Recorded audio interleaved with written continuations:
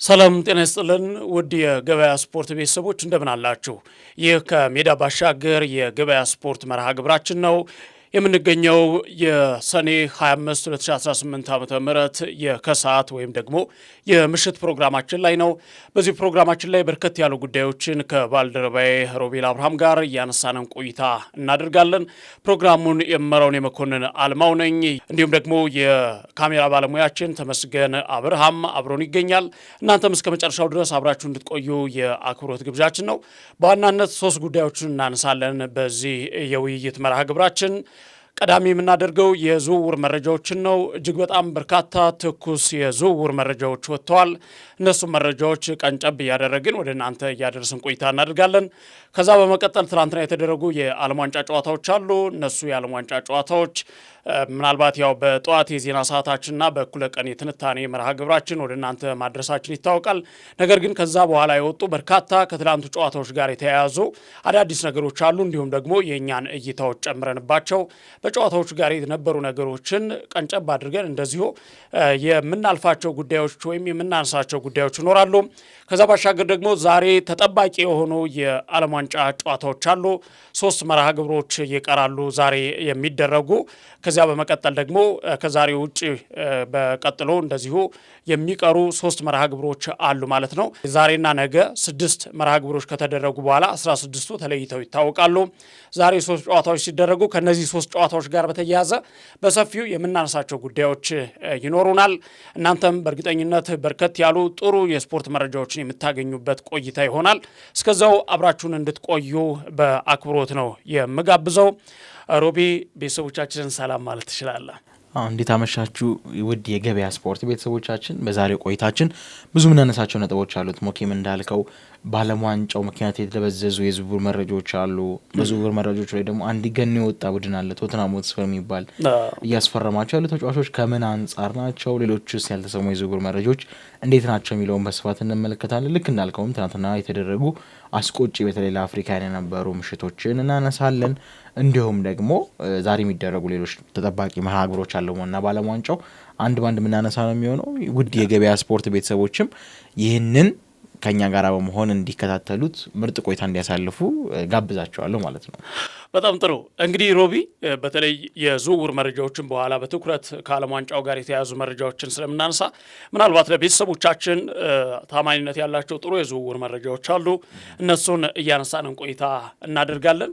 በዚህ በክረምቱ እንዳልከው አንተ የዓለም ዋንጫ ጅማሮ በኋላ በርካታ የዝውውር መረጃዎች ከዚህ በፊት ወይም የዓለም ዋንጫ ባይኖር ኖሮ በጣም በድምቀት ሊነገርላቸው የሚችሉ ግን ዓለም ዋንጫው ላይ ትኩረት ስለተደረገ ዓለም ዋንጫው ያደበዘዛቸው ዝውውሮች ያልካቸው በጣም የወደድኩት አገላለጽ ነበርና ከዚሁ ጋር ተያይዞ እንግዲህ ዛሬም የተጠናቀቁ ዝውውሮች አሉ፣ ይፋ የሆኑ ሲነገሩ የነበሩ ነገር ግን ዛሬ ማለቂያቸው የሆነ ወይም መጠናቀቂያቸውን ያገኙ ዝውውሮች አሉ።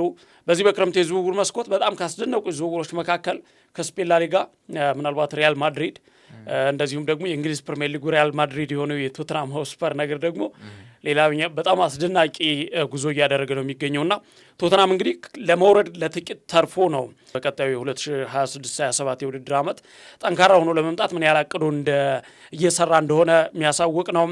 እንደዚሁ ሮበርቶ ዲዘርቢም ጣሊያናዊ አሰልጣኝ ናቸው። ወደ ቶተንሃም ከመጡ በኋላ ቡድኑን ከመውረድ አትርፈውታል። ከዛም በተጨማሪ አሁን በክረምቱ የዝውውር መስኮት የቶተንሃም ባለቤቶችን አሳምኖ እንደዚሁ በርከት ያሉ ገንዘቦች ወጥተዋል። እንደሰማሁትና እንዳገኘሁት መረጃ ከሆነ ወደ 8 ትልልቅ ተጫዋቾችን የማስፈረም እቅድ ይዘው እየተንቀሳቀሱ ነው። ካሁኑ እንግዲህ ሌሎች ትልልቅ እነ ማንቸስተር ዩናይትድ እና አርሰናልን የመሰሉ ትልልቅ ክለቦች የሚፈልጓቸውን ተጫዋቾች በእጃቸው ውስጥ ማስገባት ችለዋልና ዛሬ ይፋ የተደረጉ አዳዲስ ነገሮችም አሉ። እንዲሁ ከዚሁ ከቶተንሃም ጀምረን ሌሎችንም መረጃዎች እስኪናንሳ። ሞኬ የዝውውር መስኮቱ ከተከፈተ ወደ 18 የሚደርሱ ይፋዊ ቀናቶችን አስቆጥሯል። ከዛ በፊትም ሪሊዝ ክሎዝ ወይም ደግሞ የውል ማፍረሻ የነበራቸው በርካታ ክለቦችም ሲፈራረሙ ውላቸውን ቀደው ከክለብ ክለብ ሲዘዋውሩ የተመለከትን ነበርና በብዛት የዓለም ዋንጫው ጅማሮች ወቅት ላይ እንደዚህ ያሉ የዝውውር መስኮቶች ሲኖሩ አንዳንዶች ለምሳሌ እናስታውሳለን 2022 ላይ አምራባት ወደ ማንቸስተር ዩናይትድ ሲዘዋወር ዓለም ዋንጫው ላይ በነበረው ፐርፎርማንስ ነበረ። እርግጥ ነው ልጁ ፊዮረንቲና ነበረ። ማንቸስተር ዩናይትድ ያንን ሲያመጣ ከዛ አኳያ ነበር። ኦስትሪያ ብሔራዊ ቡድን ላይ ብንመለከት ዶርትመንድ ላይ ካሳየው አስደናቂ ብቃት በበለጠ ማርሴል ሳቢዘር ወደ ዩናይትድ የመጣው ዓለም ዋንጫው ላይ በነበረው አስደናቂ ፐርፎርማንስ ነበርና ብዙ ተጫዋቾች ራሳቸውን ዓለም ዋንጫ ላይ ማሳየት ኢቭን አሁን ላይ በሪያል ማድሪድ በጥብቅ እየተፈለገ የሚገኘው ማይክል ኦሊሴ ዛሬ ላይ ለፈረንሳይ ብሔራዊ ቡድን 10 ቁጥር ላይ የተጫወተ የሚገኝበት ሚናው የመጣው በኦሎምፒክ ላይ በነበረው ነው። ያኔ 2024 የፓሪስ ኦሎምፒክ ላይ ቴሪ ኦንሪ ቡድኑን እየመራ የፈረንሳይ ብሔራዊ ቡድን በተቋቋመበት ሰዓት ላይ 10 ቁጥር አድርጎት ሲያጫውተው የነበረው ሰው እሱን ነበርና በዛ የተነሳ ነው እንደዚህ ያሉ ሞመንቶች እንደዚህ ያሉ አህጉራዊ ትልልቅ ውድድሮች በብዙ ራስህን እንድታሳይ ይገፋፋል። የቦታ ሚና ለውጥ ልታገኝ ትችላለህ። ከክለብ ልትዛወር የምትችልባቸው መንገዶች ታገኛለህና ለዛም ይመስላል። እርግጥ ነው ገና ቀናቶችም ስላሉ የዞሩ መስኮቱ ገና ሴፕቴምበር 1 ነው የሚዘጋው። ያ ማለት አሁን ላይ ዛሬ ካለንበት ቀን አንስቶ እስከ ሴፕቴምበር 1 ብንቆጥር 61 ያልተነኩ ቀናቶች ወይም ደግሞ 2 ድፍን ወር አለ ማለት እንችላለን። ስለዚህ ዓለም ዋንጫው ከዚህ በኋላ ቢበዛ 20 እና 30 ቀን አይቀረው 20 ቀን ቢቀረው ነው ምናልባት ከዚህ በኋላና በእነዚህ ቀናቶች ውስጥ ጥሩ ፐርፎርም ያደረጉ የተጓዙ ተጫዋቾችን ማርክ አርጋ ትይዝና እንዲህ ባሉ ፐርፎርማንስ ላይ እንደዚህ ነገር ካሳዩ እኔ ቡድን ላይ ነው ይመጡ ምን አይነት ነገር ይጨምራሉ ተብለ እንደ አዲስ መመዘኛ ወስደ እንደ አንድ ክራይቴሪያ አድርገህ ተጫዋቾች ልታስፈርም የምትችልባቸው ሁኔታዎች አሉ። እነሱም ደግሞ ራሳቸውን ለማሳየት ጥረት የሚያደርጉባቸው ሁኔታዎች አሉ። ለምሳሌ ያሲን ቦኖን ምናልባት በምስል እንቅስቃሴያችን ላይ የተመለከትነው ነበርና ዛሬ ላይ አልሂላል ሌሎች ትልልቅ ክለቦች እንዲፈልጉት ያደረገበት ዋነኛው ምክንያት ያኔ ከሞሮኮ ጋራ 2022 ላይ ያሳየው አስደናቂ አፈጻጸም ነበረ። አሁን ምርጥነቱን እያሳየን ነው የሚገኘውና አልሂላል ሌሎች የፕሪሚየር ሊግ ክለቦች ሌሎች የላሊጋ ክለቦች ከመቅደሙ በፊት ነው በከፍተኛ ገንዘብ የግሉ ለማድረግ የተስማማውና እንዲህ ያሉ ቶርናመንቶች እንዲህ ያሉ ተጫዋቾችን ማውጣት ይችላሉ። ቶተንሃም ደግሞ ትልቁን የቤት ስራ እየሰራ የሚገኝ ክለብ ሆኗል በዚህ የዝውውር መስኮት ሞኬ እና ሮበርቶ ዲዘርቢ የተናገራቸውን ነገሮች በተግባር እየፈጸመ ነው የሚገኘው። በቃ ለክለቡ አላማ የሌላቸውን ለክለቡ ማሊያ የማይመጥኑ ተጫዋቾችን የማሸነፍ ሞራልና የማሸነፍ ፍላጎት የሌላቸውን ተጫዋቾች አስወግጄ የማሸነፍ ባህልን እንዳዲስ ነው ቡድኑ ላይ ማስረጽ መፈልገው ብለው ነበርና ቶናሊን ለሊት ላይ እንደሰማ ነው ዝውውሩን ለማጠናቀቅ ከሰነ ደርሰዋል። ኢቭን አሁን ላይ አየር ላይ እየተነጋገርን ባለበት ሰዓት ላይ ዝውውሩን ለመፈጸም የሕክምና ምርመራውን እያደረገ ነው የሚገኘው። ከነቤተሰቡን ወደ ለንደን ያመራው ቀደም ሲል ነበረ ወደ 7:35 አካባቢ ነበር ረፋድ ላይ ነበረ ለንደን መግባት የቻለው። አዲስ ፈተና ለመሞከር ነው እዚህ የመጣሁት ብሏል። ሮበርቶ ዲዘርቢን ለማሳመን ትልቁን ጥረት ወስደዋል ነው ያለው። ሁለቱም ያው ጣሊያናዊ ናቸው፣ የአንድ ሀገር ሰዎች ናቸው። በብዙ መንገድ በብዙ ታላላቅ ክለቦች ሲፈለግ የነበረ ተጫዋች ነው ቶተንሃም ላይ የገባውና ሌላኛው ማቲያስ ፈርናንዴዝ ያለቀው በዚሁ ሰሞን የተጠናቀቀ ዝውውር ነው። ዛሬ ነው ይፋ የተደረገው። 5 ዓመት ነው የተፈራረመ ከቶተንሃም ጋራ ወደ 85 ሚሊዮን በሁለቱ ዝውውሮች ብቻ በመሃል ሜዳ ቶናሊና ማቲያስ ፈርናንዴዝ ብቻ ቶተንሃም ከ200 ሚሊዮን ዩሮ በላይ ወጪ ማድረግ ይችላል። ለማቲያስ ፈርናንዴዝ 100 ሚሊዮን ዩሮ ዛሬ ላይ ደግሞ ለቶናሊ 116 ሚሊዮን ዩሮ ነው ቶታል ማውጣት የቻለውና 216 ሚሊዮን ዩሮ አካባቢ ወጪ ማድረግ ይችላል ቶተንሃም። እርግጥ ነው በክለቡ አመራሮች እንዲሁም ደግሞ የክለቡ ባለቤቶች ከክለቡ በጀት ውጪ በራሳቸው 100 ሚሊዮን ፓውንድ ድጋፍ አድርጓል። ግን ሮበርትሰን በነጻ አስፈርመዋል። ኦፍ ኮርስ ግን ደሞዙ ቀላል የሚባል አይደለም፣ ምክንያቱም የመጣበት ክለብ ሊቨርፑል ነው። ስለዚህ ሌሎችም የፈረሙ ተጫዋቾች አሉ። አሁን ላይ ደግሞ ከማንቸስተር ሲቲ ጋራ ጄምስ ትራንስፎርድን የግላቸው ለማድረግ ንግግሮችን ጀምረዋል። ቶተንሃም የሚያባራ አይመስልም እና ያያዙ ወደ 8 ተጫዋቾችን ነው እኔ እንዳለኝ መረጃ 8 ትልልቅ ተጫዋቾችን እስካሁን ምናልባት እስካሁን የለቀቃቸው ብዙ ተጫዋቾች የሉም። የሚለቃቸው ኮሎሙዋኒን ለቋል። ኮሎሙዋኒ ኦልሞስት አሁን ወደ ጂቪ ነገሮችን እየጨረሰ ነው የሚገኘው። ፔዥም ለሽያጭ አቅርቦታል። ከዚህ በኋላ በሚኖረው እንቅስቃሴ ምናልባት ቢፈርም 2 አጥቂ እየመጠብቀው በቶተንሃም ቤት ውስጥ። ስለዚህ እስካሁን አሁን 6 ካስፈረመ እንደሰማነው 8 ከሆነ ምናልባት ደግሞ የባከነ 1-2 ቢጨምሩ ሙሉ ቲም 11 በለውና ሮቢ ምናልባት ሌሎች ተጨማሪ መረጃዎች ያለቁ ተኩስ ለቤተሰቦቻችን የሚሆኑ መረጃዎች ይኖራሉ። ወደ ማንቸስተር ሲቲ ቤት እንምጣ። ሌላኛው ትልቅ የቤት ስራ ያለበት ደግሞ ማንቸስተር ሲቲ ይመስለኛል። ምክንያቱም ቡድኑ አሁን ወደ ትራንዚሽን ሲስተም ነው ሙሉ በሙሉ የሚገባው። ተጫዋቾች ኦፍ ኮርስ ሊኖሩት ይችላሉ፣ ጥሩ ተጫዋቾች ሊኖሩት ይችላሉ። ግን እነዛ ተጫዋቾች እስካሁን ሲሰሩ የነበሩት ለ10 ዓመት ቡድኑ ውስጥ በቆየው ፔፕ ጋርዲዮላ ነበር። ስለዚህ ሪትም ውስጥ ለመግባት አይቸገሩም ነበር። ዛሬ መጣ፣ ዛሬ ተሰልፈ ብትጫወት ቤስት ፐርፎርማንስ ማሳየት ይችላል። ሲሜኞ በመጣበት የጨዋታ ላይ ነበረ ከኒውካስትል ጋር ኤፍ ኤ ካፕ ተሰለፈ። በገባበት ጨዋታ ላይ ጎል አስቆጥሮ ነበር መውጣት ይችላል። ጫናዎች አይኖሩ፣ ነፃነቶች ይኖራሉ። ለምሳሌ አሁን ማንቸስተር ዩናይትድ ቤት ብትሄድ ካዝሜሮ የለቀቀውን ቦታ ስትሸፍን ካዝሜሮ ላይ የነበሩባት ሙሉ በርደን ወደ አንተ ይወርዳል። በአንድ ጨዋታ ላይ ነው ፐርፎርማንስ በደጋፊዎች ሊወደድም ሊጠላም የሚችለው። ሲቲ ቤት ብትሄድ ግን በአንተ ቦታ ላይ ወይም ደግሞ የውጤት ኢሹ ስለማይነሳ ክለቡ ላይ ክፍተቶች ያን ያህል ጎልቶ ላይ ታዩ ስለሚችሉ እርጋታን ይሰጣሉ። ኤሊት አንደርሰን ፈርሟል። አሁን ግን ሌላ የመሀል ሜዳ ተጫዋች እንደሚፈልጉ እየተሰማ ነው የሚገኘውና መሀል ሜዳ ላይ ከሚፈልጉ ተጫዋቾች መካከል ደግሞ አንደኛው በሪያል ማድሪድ በጥብቅ እየተፈለገ የሚገኘውን ኤንዞ ፈርናንዴዝ ዝውውር ላይ ገብተዋልና ከቼልሲ ለማስፈረም ስለ ተጫዋቹ ሁኔታ መጠየቃቸው ነው የተሰማ የሚገኘው። እንዴት ያደርጉታል አብረን የምንመለከተው ጉዳይ ነው። ሌላው የማንቸስተር ዩናይትድ ቤት ነው የምንሄደው። እዛው ከማንቸስተር ከተማ ሳንወጣ ማንቸስተር ዩናይትድ ቤት ስናመራ ማንቸስተር ዩናይትድም ትልቅ ክፍተቶች ያሉበት አሁን ላይ የመሀል ሜዳው ቦታ ላይ ነው። ካዝሜሮ ለቋል፣ ኡጋርቴ ተጎድቷል። የነሱ ተጠባባቂ የሚሆን ተጫዋች በቂ የለም፣ 6 ቁጥር ተጫዋች የለም በቡድን ውስጥ። ስለዚህ ኦሪያል ሾሚኒን፣ አሌክስ ስኮትን እንዲሁም ደግሞ ካርሎስ ባሌባን እና መሰል ተጫዋቾችን ነው ማንቸስተር ዩናይትድ ለማስፈረም እስካሁን ይፋ ያቀረባቸው የዝውውር ጥያቄዎች ባይኖሩም በተወሰነ መንገድ ግን እንቅስቃሴዎችን ያጠነከረበት ነው የሚገኘው። ሊቨርፑል ጀረሚ ጃክዌትን አስፈርሟል። እርግጥ ነው ጥር ላይ የተጠናቀቀ ዝውውር ነበር፣ ክፍያውም ተፈጽሞ ውሉም ተፈጽሞ ነበር። ኦፊሻል የሆነው ግን ገና ሌሊቱን ነበር የሰማነውና ሌላ የሚቀረን ቼልሲ ቤት ነው። ቼልሲ መሀል ሜዳ ላይ ኤንዞ ፈርናንዴዝ የሚመጣ ከሆነ ካማቪንጋን መተካት ይፈልጋል። ካማቪንጋ ሞር ወደ 6 ያደላ ቢሆንም አንዳንዴ ደግሞ ምናልባት በጃቪ ስር መስተካከል የሚችሉ ከሆነ ዣካንም እየተመኙ ነው የሚገኙትና እነዛ ጥያቄያቸው ውድቅ ተደርጓል። 7.5 አካባቢ በጣም ጥያቄ እኮ ነው። ሞኬ የቡድኑ አምበል ነው። ካስፈረሙት ገና ድፍን 1 ዓመት አልተቆጠረም። በ17 ሚሊዮን ፓውንድ ነው ያመጡት። ከሰንደርላንድ ወደ ቼልሲ ደግሞ ስትመጣ ሁለቱ ለለንደን ክለብ ቀራቤት አለ፣ ደርቢ ናቸው አርሰናልና ቼልሲ። ለዛ መፈረም ከባድ ሊሆን ይችላል። ግን ዣካ ራሱ ይስማማል። እኔ ካለው ለአርሰናል ካለው ፍቅርና ክብሮት አንጻር ወደዛ ራሱ ይሄዳል የሚል ግምት ይፈልጋል። ምክንያቱም ሞኬ አሁን ይሰራ የነበረው እዛም ከዣቪ አሎንሶ ጋር ነበረ። አሁንም ዣቪ አሎንሶ ላይ ስለዚህ ምናልባት የመስራት እድል ይኖራቸዋል ብዬ አስባለሁ በዚህ በኩል ኦፍ ኮርስ። ስለዚህ አጠቃላይ ቶፕ 6 ያሉ ክለቦች ያላቸውን የዝውውር ሁኔታዎች እነዚህን ይመስላሉ በአጠቃላይ።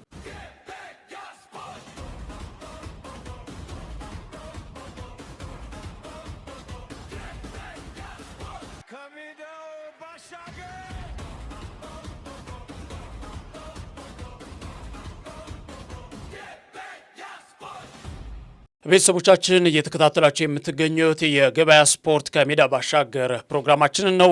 የሰኔ 25 2018 ዓ.ም የዕለተ ሐሙስ የምሽት ፕሮግራማችን ነው ወደ እናንተ እየደረሰ የሚገኘው። ቀደም ሲል የዝውውር መረጃዎችን ወደ እናንተ አድርሰን ነበረ። አሁን ደግሞ ትላንት የተደረጉ ጨዋታዎች ከተደረጉ በኋላና እኛ በጠዋት የዜና ሰዓታችን እንዲሁም ደግሞ በእኩለ ቀን የትንታኔ ሰዓታችን ካነሳናቸው ጉዳዮች ውጭ የሆኑ ሌሎች በርከት ያሉ አዳዲስ መረጃዎች ወጥተዋል። እንዲሁም ደግሞ የእኛን እይታንም ጨምረንበት የምናነሳቸው ጉዳዮች አሉ። ከዛ በመቀጠል ወደ ዛሬ መርሃ ግብሮች ነው የምንሄደው። ነገር ግን የትላንት ጨዋታዎችን እናነሳለን። እንግዲህ ትላንትና ምሽት 1 ሰዓት ላይ ገበያ ስፖርት በቀጥታ ወደ እናንተ ባደረሰው የመርሃ ግብር እንግሊዝ ዲሞክራቲክ ሪፐብሊክ ኮንጎን 2-1 በሆነ ውጤት በሃሪኬን ግቦች አሸንፋ 16ቱን ተቀላቅላለች። በዚህም ዲሞክራቲክ ሪፐብሊክ ኮንጎ 5ኛዋ ተሰናባች ሀገር ሆናለች። አፍሪካ እንግዲህ በዚህ መድረክ ላይ 10 ሀገራትን አሳትፏል ወይም በ10 ሀገራት ተወክላለች አህጉሯ። ነገር ግን አሁን 5ቱ ተሰናብተዋል፣ 5ቱ ሀገራት ይቀራሉ። ዛሬ እና ነገ በሚደረጉት ደግሞ የሚለዩ አሉ፣ እነ ግብፅን ጨምሮ። ዛሬ ምሽትም እንደዚሁ የሚደረጉ ጨዋታዎች አሉ። ነገር ግን የዛሬዎችን ስናስቀድም እንዳልነው እንግሊዝ ዲሞክራቲክ ሪፐብሊክ ኮንጎን 2-1 አሸንፋ አልፋለች። ቤልጅየምም ሴኔጋልን አሳዛኝ በሆነ መልኩና ብዙ አፍሪካውያን በተከፉበት ውጤት እንደዚሁ ከ85ኛው ደቂቃ በኋላ እስከ 85ኛው ደቂቃ ላይ ሴኔጋል 2-0 እየመራች ነበረ። ነገር ግን ከዚያ በኋላ ቤልጅየም 3 ግቦችን አስቆጥረው ድል አድርገው 16ቱን መቀላቀል ችለዋል። እንዲሁም አሜሪካ ንጋት ላይ በተደረገ ጨዋታ ወደ ንጋት በተጠጋ ጨዋታ ላይ ቦስኒያን 2-0 አሸንፋ 16ቱን ተቀላቅላለች። በዚህም የ2026 የዓለም ዋንጫ 3ቱ አዘጋጅ ሀገራት 16ቱን መቀላቀላቸውን አረጋግጠዋል ማለት ነው። ከነዚህ ጨዋታዎች ጋር በተያያዘ አንዳንድ ነገሮች እናነሳለን። በተለይ ደግሞ እንደው ምናልባት ምን ተመለከትክ በተለይ ካጋራናቸው መረጃዎች ባሻገር ይሁን በጨዋታው ላይ የነበረ ምልከታ፣ የተሰማ ስሜት፣ ያያቸው ነገሮች? እንደ አንድ አፍሪካዊ በጣም የሚያናድዱ ውጤቶች ነው የተመዘገቡት። ምክንያቱም አፍሪካውያን በአውሮፓውያን እየተሰጠን የነበረው ቦታ በተለይ ደግሞ በእግር ኳሱ አረዳድ መሰረት በቂ የሚባል አልነበረም። አንዳንዴ እውነት ነው እንዴት ስላለ ምክንያቱም አሁን ጠዋት ማንስቼ የነበረው ጉዳይ ነበረ በአይቮሪ ኮስቱ ጨዋታ ላይ እና ጀርመን ያደረጉት ጨዋታ ላይ ጀርመን አይ ቲንክ ያው የነበራቸው ጨዋታ ላይ የመጨረሻ ደቂቃ ላይ ጎል አስቆጥሮ ካሸነፈበት ማግስት እንዲሁ በተመሳሳይ ጎል አስቆጥሮ መምራት የሚችሉበትን አጋጣሚ አግኝተው ነበር አይቮሪ ኮስቶች ሁለተኛ ጌማቸው ላይ። ከዛ በኋላ ግን ሞኬ ያየህባቸው ነገር በቃ አንድ ጎል አስቆጥረናል፣ ስለዚህ ሁለተኛ ጎል ማስቆጠር የሚለውን ወይም ደግሞ ሁለተኛ ጎል ስለማስቆጠር ሳይሆን የሚያስቡት ስለመከላከል እንዳይቆጠርባቸው ስለመከላከል ነው። ያ ግን በዘመናዊ እግር ኳስ ውስጥ ተቀይሯል። ምክንያቱም ማጥቃት ራሱን የቻለ መከላከል ሆኖ መጥቷል። አሁን ላይ ስታጠቃ ኳስ አንተ ጋር ሲሆን ተጋጣሚም ፍራስትሬት እያደረገ ይሄዳል፣ እየተሰላቸ ተስፋ እየቆረጠ ኳሷን አለማግኘቱ በራሱ ድካሞችን ነው የሚፈጥረውና እሱ ላይ በዛ አይነት ወይ ማሸነፍ የምትችልባቸው ወይስ ላይ ገብተናል። አሁን በተለምዶ ሃራምቦል የምንላቸው አይነት ሲስተሞች አሉ አይደለ? ይሄ ዳርክ አርት በሜዳ ላይ ስታራምድ አሁን ሚኬል አርቴታ ሲተችበት የነበረው ግን ውጤት አስገኝቶለታል። ውጤት ሲያስገኝለት ጊዜ ማንም ስለ አርሰናል ምናልባት አርሰናል በሃራምቦል በላ፣ አርሰናል በዳርክ ቦል በላ ለተተሻለ ግን አንድ ቃል ላይ መሰመር አለበት። በላ የሚለው ቃል ላይ አሸንፎታል። ስለዚህ ታሪክ የሚያነሳው ተሸናፊውን ወይም ደግሞ እነዚህ ጥሩ የተጫወተውን ሳይሆን የበላውን ነው። 2022 ማን የበላው ብትለኝ አርጀንቲና ልልህ ነው ዓለም ዋንጫ። 2026 ፕሪሚየር ሊግ የበላው ማን ነው ብለህ አርሰናል ነው የምትለኝ እንጂ 2026 ማን ነው የበላው ብለህ ማንቸስተር ሲቲ ጥሩ ተጫውቶ ነበር አትባል። ታሪክ ሁሌም ጊዜም ከአሸናፊዎች ጋር ነው የምትቀጥለው። አፍሪካውያን ጋር ደግሞ ያንን ነገር በተግባር እየተመለከትንበት አይደለም። ተመለከትክም ኦኬ፣ አንተም አይ ቲንክ የሰራው ፕሮዳክሽን ላይ ይችን የ86 ደቂቃ እርግማን በደንብ ያነሳሃት ይመስለኛል። ዛሬ አይደለም የጀመረችው። አፍሪካን ሀገራት 10 ሀገራቶች በዚህ ውድድር ላይ ተካተዋል። 10 ሀገራት በምድብ ቢያንስ 3 ጨዋታዎችን አድርገዋል። እነዛ ሀገራት 3 ጨዋታዎችን ሲያደርጉ ምናልባት እነ ጋና ከእንግሊዝ ጋር 0-0 ከጨረሱበት አጋጣሚ ውጪ ቱኒዚያ በእነዛ አጋጣሚዎች ገና ከመጀመሪያ ደቂቃ ጀምሮ ከተቆጠረባት ጎል ውጪ ቢያንስ ወደ 6 ጌም ብናነሳበት ከተቀሩት 22-24 ጌሞች ውስጥ ሞኬ ቢያንስ ከ10 በላዩ የአፍሪካ ሀገራት ጎል የተቆጠረባቸው ከ80 በኋላ ነው። በትክክል ከ80 በኋላም ሆኖ ደግሞ 86ኛ ደቂቃ ላይ በብዛት ጎል የተቆጠረባቸው 86 የአፍሪካ እርግማን ምንድነው የምትለው 86ኛ ደቂቃ ላይ። ምክንያቱም በሰላም ሀገር ምንም ባይነበት 86ኛ ደቂቃ ብዙ ሩቅ ሳንሄድ የዚህ የጥሎ ማለፍ ጨዋታው ላይ ስንመለከት ብቻ ኖርዌይ ባለፈው የማሸነፊያ ጎሏን በሃላንድ ስታገኝ የመጨረሻ ጎሏን ማሸነፊያ ጎሏን ስታገኝ 86ኛ ደቂቃ ላይ ነው ማስቆጠር የቻለችው። በትክክል ትናንትና ከተመለከትን ዲሞክራቲክ ኮንጎም በሃሪኬን በራቸው ምንም እንኳን 72ኛ ደቂቃ ላይ ቢንኳኳም የማሸነፊያ ጎል የሃሪኬን የመጣችው 86ኛ ደቂቃ ላይ ነው። ሁለት አፍሪካ ሀገራት 86ኛ ደቂቃ በተቆጠረባቸው ጎል ሁለቱም ተሸኙ። ምሽት ላይ 2-0 ስትመራ የቆየችው ሴኔጋል 86ኛ ደቂቃ ላይ በተቆጠረባት ጎል ነው አደጋ ውስጥ የገባችው። ያቺ 86ኛ ደቂቃ ጎል መጣች፣ 89 ላይ ተደገመ፣ 120+5 ላይ ማሳረጊያ ተቆጥራ ወደቁ። ይሄ 86 ደቂቃ እርግማን ነው ብለን ማያዝ እንችላለን። ራሱን የቻለ ትርጉሞች ልንሰጠው እንችላለን። ግን በእግር ኳሳዊ ቋንቋ በእግር ኳሳዊ አረዳድ ስናመጣው ደግሞ ሞኬ አሰልጣኞች ላይ ደግሞ የምታያቸው ክፍተቶች አሉ። በትክክል በደንብ እናነሳው ደስ የሚለኝ በደንብ ያቺ የመጨረሻን ደቂቃ ኬር የሚያደርጉበት መንገድ ደስ የሚል አይደለም። ቡድኑን እስከዛ ድረስ ትሪት ሲያደርጉበት የመጡበት መንገድ አስፈላጊ ባልሆነ መንገድ ነው። ተመልክተህ ከሆነ አሁን ትናንትና የእንግሊዝ ጨዋታ ላይ ዲሞክራቲክ ኮንጎች እስከ የመጀመሪያው የሃሪኬን ጎል እስከሚቆጠር ድረስ ወይም ደግሞ የመጀመሪያውን ቅያሬ እስኪያደርጉ ድረስ በመከላከሉ እንቅስቃሴ ማደረጃጀታቸው የሚገርም ነበረ። ፈጣን ካውንተር ለመሄድም ተዘጋጅተውበት የነበረው መንገድ እጅግ አስደናቂ ነበረ። ከዛ በኋላ የአሰልጣኙ ውሳኔ ምን ሆነ? አሰልጣኙ 2 የፊት መስመር ተጫዋቾችን አውጥተው ያስገቡት የመከላከል አማራጫቸውን መጀመሪያ ይዘውት የገቡት ወደ ጨዋታው ሲገቡ 4-2-3-1 ያስተላለፍ ቅርጽ ነበረ። ከዛ በአንዴ ደግሞ ተገልብጦ 5-4-1 ሆነ። አንድ ዊሳ ቀረ። ራስህን ለጥቃት ያጋለጥክ ነው ነው አጥቁኝ ነው። ከዛ በኋላ የዛን ሰዓት እንደው ምንድነው በዲሞክራቲክ ኮንጎ ላይ አንድ ያስተዋልነው ነገር ምንድነው ቢያንስ ኳሶቹን ጠልዘው የማውጣት ፍላጎት አልነበራቸውም። በ5-4-1 አደረጃጀት በዛ ጠባብ ስፔስ ውስጥ ኳስ ይዘው ቢልድ ያደረጉ ለመውጣት ጥረት አድርገው ነበር፣ ግን አይችሉም። ምክንያቱም ይሄ ስለንቦና ሜንታል ስትበለጥ አንዳንዴ ሞራልህን በተወሰነ መንገድ አብሮ እየወረደ ነው የሚመጣውና እኔ ለምን አንድ ጎል ቢቆጠርብን የሚለውን ነገር እንደማያስቡት የአፍሪካን አሰልጣኞች በጣም በጣም በጣም ብዙ ጊዜ የሚገርመኝ ጥያቄ የሚሆንብኝ ጉዳይ ያ ነበረ። ደግሞ ግብም ከተቆጠረ በኋላ የአውሮፓ ብሔራዊ ቡድኖችን ስትመለከታቸው ምናልባት ግቦች ከተቆጠሩ በኋላ የመረጋጋት ባህሪ ትመለከታለህ። ከአሰልጣኝ እስከ ተጫዋቾች ወይም ደግሞ ለውጦች ካሉ እንቅስቃሴዎች ካሉ ችግሩን ፈቺ የሆነውና ክፍተቱን የሚሞላ በሆነ መንገድ ነው የምታየው። ትላንትናም ከዚህ በፊት በነበሩትም በተለይ የአፍሪካ ሀገራት በሚጫወቱበት መንገድ ላይ ስናያቸው የነበሩ አብዛኛውን ነገሮች ምንድን ላይ ትኩረት የተደረጉ ናቸው? ቶሎ ፍራስትሬሽን ውስጥ የመግባት አንድ ጥቃት ከተሰነዘረ ቶሎ ብሎ ወይ ሲመሩም ቶሎ ብሎ ወደ መከላከሉ መዞር፣ እንደገና ወይ አቻነት ግብ ከተቆጠረ ወይም ደግሞ 3-0 እየመሩ ከሆነ 2-1 ከሆነ ወይ 3-1 ከሆነ ቶሎ ብሎ ወደ መከላከሉ የሚሄዱበት መንገድ፣ እንደዚሁም ደግሞ ፍርሃት ውስጥ የመግባት ባህሪ ይሄ ያለኝ በቃኝም ልክ አይደለም። በነገራችን ላይ ሌላ መፈልግ አለብህ። ያለኝ በቃኝ ብለህ ተሰብስበህ ስትል ያለህን ሊወስድ የሚመጣ አካል አለ። ምክንያቱም ይህ አካል ይፈልጋል አንተ ጋር ያለውን ነገር መቀማት ይፈልጋል። ውድድር ነው፣ ማሸነፍ ምንም አቻ የሚባል ነገር የለም። የግድ ማሸነፍና መሸነፍ ብቻ ነው ያለው። እዚያ ላይ ለማሸነፍ አልሞ እስከመጣ ድረስ የትኛውም አካል አንተ ያለ በቃ ብለህ በተቀመጥክበት ሰዓት ያ ሰውዬ ይራፈጣል፣ ያገኘውን ነገር በትክክል። አሁንም ያገኘው ነገር በተለይ በትናንትናው ጨዋታን በጣም የሚያበሳጭ የነበረው ነገር ባለቁ ደቂቃዎች ላይ የተፈጠሩ ክስተቶች ናቸው። 85 ደቂቃ ሙሉ ተፋልመህ ውጤት ይዘህ ደጋፊ እየጨፈረ ሀገርህ ደግሳ እዚህ ስቴዲየም ላይ ጎዳና ላይ ወጥቶ ተሰብስቦ ህዝቡ የ5 ደቂቃ ዕድሜ ቀርቶት በቃ አልቋል።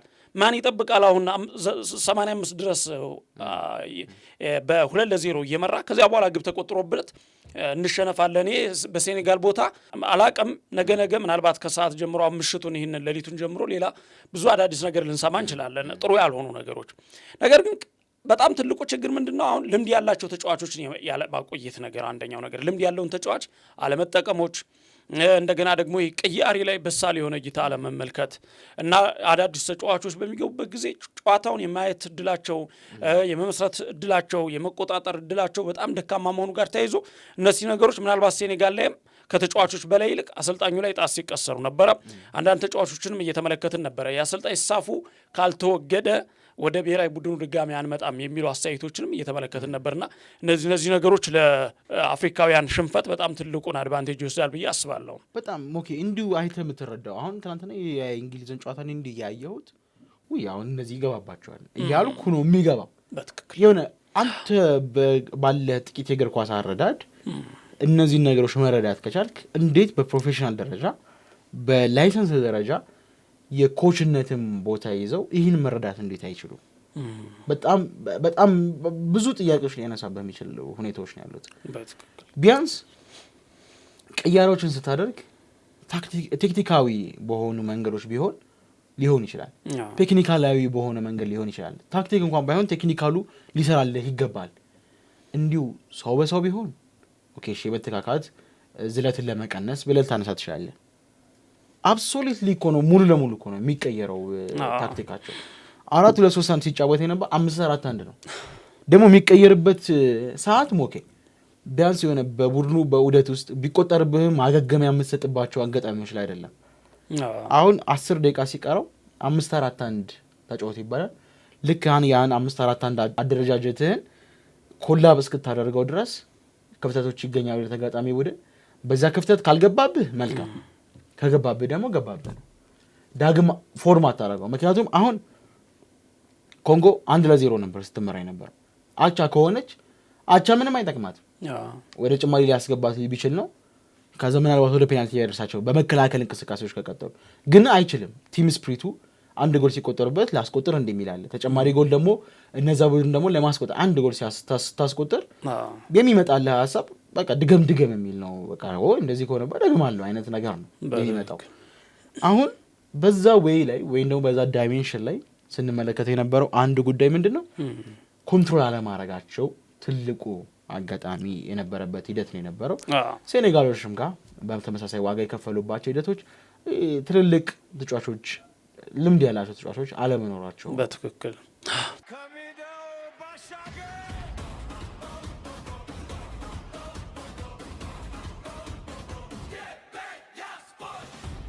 ትልቁ ችግር የነበረው እዛ ጋር ነበረ። በተለይ በአሰልጣኝ ቅያሪ በኩል የመጨረሻዎቹ ደቂቃዎች ከሴኔጋል በኩል የነበሩት ቅያሪዎች፣ በኮንጎም በኩል በተመሳሳይ ነገሮች።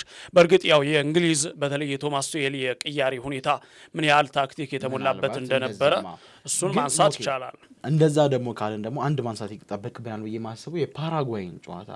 ፓራጓይ ጀርመን ስታሰናብት ያሰናበተችበት መንገድ ይሄ እንዲህ ዝም ብሎ ሀራምቦል በምንለው መንገድ አልነበረም።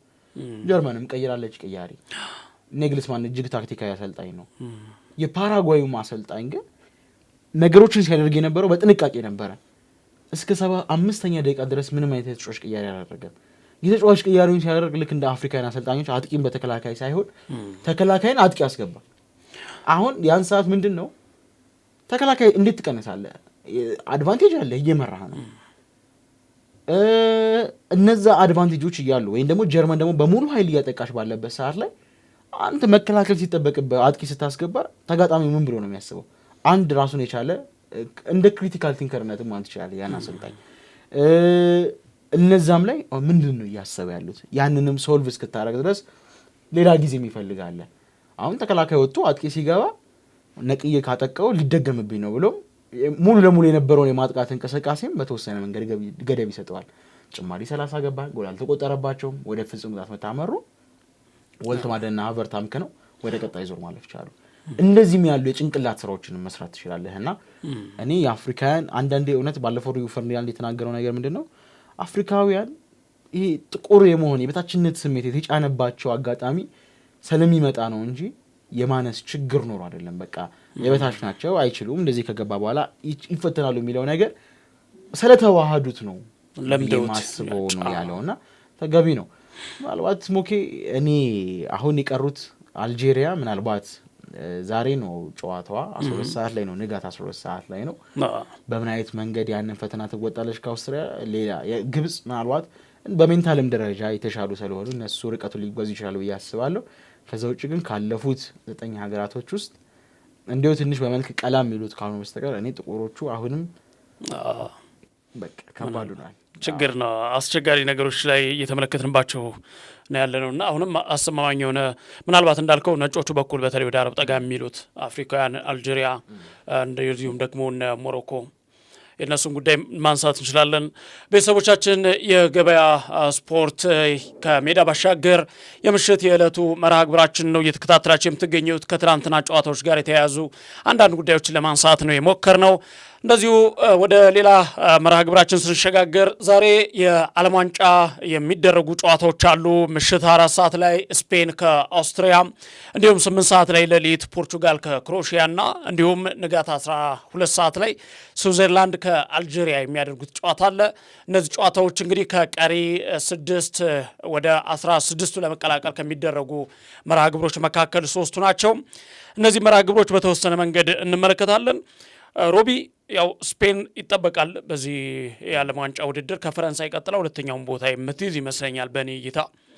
በብዙ ዳታዎች መሰረት ተመስርተን ስናይ ፈረንሳይና ስፔን ምናልባት ለፍጻሜ መድረስ እድላቸው በወቅታ ግምትም በሌሎችም በብዙ መንገድ ምናያቸው ነው። እስካሁን የመጡበት መንገድም ምናልባት ስፔን ምድብ ላይ የነበራት አቅም እሱን ልናነሳ እንችላለን። ሆኖም ግን ዛሬ ከኦስትሪያ ጋር ምናልባት ያን ያህል በጣም አስቸጋሪ ነገሮችን ላንመለከት እንችላለን የሚል ግምት አለ። ፖርቹጋል ከክሮኤሺያም እንደዚሁ ሌላው በጣም ተጠባቂ ጨዋታ ነው። የስዊዘርላንድ ከአልጄሪያ ምናልባት ግን ንጋት ላይ ስለሚደረገው ስለ አልጄሪያ ጨዋታ አንድ ነገር ለማንሳት ያክል አንድ መረጃ የተመለከትኩ ነበር። በነገራችን ላይ የአልጄሪያ አሰልጣኝ ስዊዘርላንዳዊ ናቸው። ፔትኮቪች ነው የሚባሉት። ቭላድሚር እንግዲህ የስዊዘርላንዳዊ ናቸው። አስተያየት ሰጠው ነበር የተመለከቱ ነበርና እኔ ስዊዘርላንዳዊ ነኝ፣ ነገር ግን ለዛሬ አልጄሪያዊ ነኝ፣ አልጄሪያ ናት ሀገሬ የሚል አስተያየት ሰጠው ነበርና ምናልባት እንግዲህ እውነት ከልባቸው በሆነ ቴክኒክ ተጫውተው ሊሆን ይችላል። ኢትዮጵያዊ ቢሆኑ ላይ ያደርጉ ይችላሉ ብዬ አስባለሁ። ብዙ ጊዜ ኢትዮጵያን በሀገራቸው አይደራደሩምና ምን ጥያቄ ያለው ግን ምናልባት የኃላፊነት ደግሞ የሚባል ነገር እምነት ሲጣልብህ ደግሞ ይሄ እግር ኳስ ነው አገርህን አደጋ ላይ የሚጥል አይደለም፣ ወይም ደግሞ ሽያጭ አይደለም፣ አገር መክዳት አይደለም፣ ስራህን ነው የምትወጣው። ትላንትና አይተነዋል እኮ እንግሊዝ የማሸነፊያ ጎል ስታስቆጥር እኮ ሲዘል ጀርመናዊ አይመስልም እንግሊዛዊ ነበር ይመስለው። የስራ ኃላፊነት ስለሆነ እሱን እንጠብቃለን። ዛሬም ቭላዲሚር ላይ ሌላኛው ያው ከነዚህ ጨዋታዎች ጋር ተያይዞ እንደው ምናልባት በተለየ ልናንሳው የምናንሳቸውን ነገሮች ብንጠቅስ የዛሬ ጨዋታዎች ምናልባት ጠቅላላ አድርገን ከተመለከትናቸው ሁሉም ተጠባቂ ናቸው ብለን መያዝ የምንችልባቸው ሁኔታዎች ነው ያሉት። ምክንያቱም ስፔንም ለውድድሩ የምትጠበቅ ሀገር ናት፣ በወጣቶች የተገነባች ቡድን ናት። ፖርቹጋል የክርስቲያኖ ሮናልዶ የመጨረሻ ውድድር ነው። ስለዚህ ምናልባት አሁን የጥሎ ማለፍ ጨዋታዎች በ90 ደቂቃ ውስጥ ፍጻሜያቸውን ልታገኝ የምትችልባቸው ሁኔታዎች ነው ያሉት። እንደ ምድብ ሁለተኛ ቻንስ አይሰጥም። የመጀመሪያው ጨዋታ ከኮንጎ ጋቻ ሲወጣ ፖርቹጋል ኧረ ይሄ ነገር ተባለ። ሁለተኛ ጨዋታ ላይ ኡዝቤክን በሰፊ ግብ ልዩነት ሲያሸንፉ አይ ፖርቹጋል እኮ አለች ተባለ። ሶስተኛው ጨዋታ ላይ ደግሞ በድጋሚ ደግሞ ጨዋታውን የበለጠ መቆጠር ከብዷቸው በፍጹም በላይነት ተወስዶባቸው ከኮሎምቢያ ጋር ደግሞ 0-0 ሲለያዩ ቡድኑን ዳግም ጥያቄ ምልክት ውስጥ ታስገባዋለህ። እንዲህ ያሉ የአቻ እንዲህ ያሉ የማሸነፍ እንዲህ ያሉ የስሜትና የቡድን የመለዋወጥ ቅርጾች አይደለም እዚህ ጋር እንደ ቡድን ምርጥ ካልሆንክ የሆነ ሳለ በተቆጠረብህ ጎል ዋጋህን ልታጣ ትችላለህ። ከተሸነፍክ ነው። ሁለተኛ እድል የሚባል ነገር የለም ጥሎ ማለፍ ላይ። የመጨረሻው ውድድር ነው ክርስቲያኖ ሮናልዶ። ክሮኤሺያ ደግሞ በዚህ ውድድር ላይ ልምድ ያላት ሳትጠበቅ ሩቁን መጓዝ የምትችላት። ስለዚህ ምናልባት ፖርቹጋሎች ያለፉትን 2 እና 3 ጨዋታዎችን እንደ ጥሩ ትምህርት እንደ ጥሩ መነሳሻ አድርገው በዛሬ ጨዋታ ላይ ጥሩ ነገር ይዘው መጥተው ያሸንፉ ይችላሉ ብለህ ትጠብቃለህ። የክሮኤሺያዎቹም ደግሞ ስትመለከት ደግሞ ካላቸው ልምድ አንጻር በፍጥነትም በመከላከልም በአደረጃጀትም የተሻሉ ስለሆኑ ማራኪ የሆነ የእግር ኳስ ፉክክር ልንመለከት እንችላለን ብዬ አስባለሁ። ስፔን ከኦስትሪያም በተመሳሳይ ስፔን ኳስ ይዞ በመጫወት የተካኑ ኮከቦች ናቸው ያላቸው። ከኳስ ጋር ሁሉ ምቾት የሚሰማቸው ናቸው። ከተከላካይ እስከ አጥቂ፣ ከአጥቂ እስከ በረኛው ድረስ ሁሉም ከእግር ኳስ ጋር ምቾት የሚሰማቸው ተጫዋቾች ነው ያሉት። ግን የሚጫወቱት ደግሞ 4-4-2 ወይም ደግሞ ገገን ፕሬሲንግ የሚባለውን የጨዋታ ቀመርን መከተልን ለዘመናዊ እግር ኳስ ያስተዋወቁት የነ ቱሄል የነ ክሎፕ በርካታ የጀርመን አሰልጣኝ የነ ኔግልስማንን ሁላ በትክክል ማስተማር የቻሉ ኔግልስማን ብዙ አሰልጣኞችን ያበቁ ሰው ናቸው። ራልፍ ራኒክ ማለት ታዲያ እሳቸው ኦስትሪያ ቤት ውስጥ እየሰሩት ያለው ነገር ደግሞ ምንድነው? 4-4-2ን ገገን ፕሬሲንግ ሲያራምዱ መርሃቸው ምንድነው? ተጋጣሚ ቡድን ከኛ ኳስ ነጥቆ ከ15 ሰከንድ በላይ መያዝ የለበትም። በቃ በምንም ብለህ ቀማው ነው ኳሱ። ስፔን ኳሶችን የበለጠ እግራቸው ስር ከማሳለፍ ከመሽከርከር የበለጠ ምናልባት እንደና ላሚን ያማል ያሉ የግል ክህሎት ካላቸው በስተቀር ሌሎቹ ጨዋታቸውን የሚያደርጉት በሾርት ፓሶች ናቸው። እስካሁን ባለው የዓለም ዋንጫ እንደ ስፔን ብዙ ቅብብሎችን ያደረገ የለም። ሁለተኛ ቱርክ ነው የምትከተለው። ቱርክ ወድቃለች፣ ውጤታማ አላረጋትም ያ ጨዋታ። አሜሪካም ተመሳሳይ የጨዋታ ቅርጽ ስላላት አሸንፋታለች። እኩል ፉክክር እንደነበር የምትመለከተው 3-2 ነው ጨዋታ የተጠናቀቀው። የመጨረሻው አሸናፊ ቱርክ ሆና ስለተገኘች አሁን የዛሬውን ጨዋታ ላይ ያንን የገገን ፕሬሲንግ ሲስተም ዴላ ፎንቴ በምን አይነት መንገድ ይቋቋሙታል ሌላ ትኩረት የሚስብ ጉዳይ። ምክንያቱም ኳሶችን እንደዚህ እየተቀባበልን ከሄድ ማለት ድንገት ከነጠቅ ማለት እና አርናቶቪች ቀጪ ናቸው፣ ፊት ለፊት ጉድ ሊሰሩ ይችላሉ እና ቀላል የሚባል ጨዋታ አይደለም። ስዊዘርላንድ ከአልጄሪያም አልጄሪያ ያኔ አቻ መውጣቷ ጠቅሟታል። ዛሬ ከስፔን ጋር አትገናኝም። ትልቁ አድቫንቴጅ ነው እንግዲህ የስፔንና የአውስትሪያ አሸናፊ ከፖርቹጋልና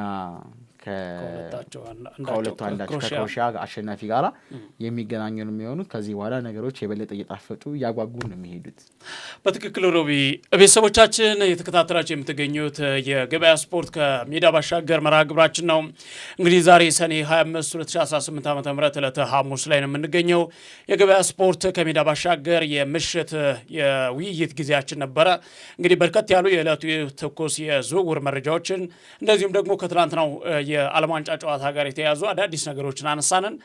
እንደዚሁ ዛሬ ምሽት ስለሚደረጉት 3ቱ መርሃ ግብሮችም አንዳንድ ነገሮችን ለመጠቆም ሞከረን። መርሃ ግብሮችን በድጋሚ ለማስታወስ ያክል ምሽት 4 ሰዓት ላይ ስፔን ከኦስትሪያ፣ እንዲሁም ደግሞ 8 ሰዓት ላይ ፖርቹጋል ከክሮኤሺያ፣ እንዲሁም ንጋት 12 ሰዓት ላይ ደግሞ ስዊዘርላንድ ከሌላኛዋ የአፍሪካ ሀገር አልጄሪያ ጋር የሚያደርጉት ጨዋታ ነው። እነዚህ ጨዋታዎች እንግዲህ ከአየር ንብረት ጋር ችግር ካልተፈጠረ በስተቀር በመርሃ ግብራቸው መሰረት የሚከናወኑ ይሆናሉ። እነዚህን እንግዲህ ወደ እናንተ ለማድረስ ሞክረናል ቤተሰቦቻችን። ከዚሁ ጋር በተያያዘ ምናልባት ከውጤቶቹና ሌሎች ተጨማሪ መርሃ ግብሮችን ደግሞ በጠዋት የስፖርት ዜናችን በቀጥታ ወደ እናንተ እናደርሳለን። እንዲሁም ደግሞ በእኩለ ቀን የትንታኔ መርሃ ግብራችን ወደ እናንተ የምናደርስ ይሆናል። ነገ በሰዓትም በተመሳሳይ እንደዚሁ ሌሎች ተጨማሪ መረጃዎችን ይዘን በተመሳሳይ የሆኑ መረጃዎችን ይዘንላችሁ እንቀርባለን። ከዚያ ባሻገር ደግሞ ሌሊቱን በገበያ ስፖርት የቴሌግራም እና የፌስቡክ ገጾቻችን በጽሁፍ ወደ እናንተ መረጃዎችን የምናደርስ ይሆናል። አብራችሁን ስለነበራችሁ ከልብ ነው የምናመሰግነው። ፕሮግራሙን እየመራን የመኮንን አልማውና ሮቤል አብርሃም እንዲሁም ደግሞ ከካሜራ ባለሙያችን ተመስገን አብርሃም ጋር ቆይታ አድርገናል። እስካሁን አብራችሁን ስለነበራችሁ ከልብ እናመሰግናለን። መልካም ምሽት ይሆንላችሁ።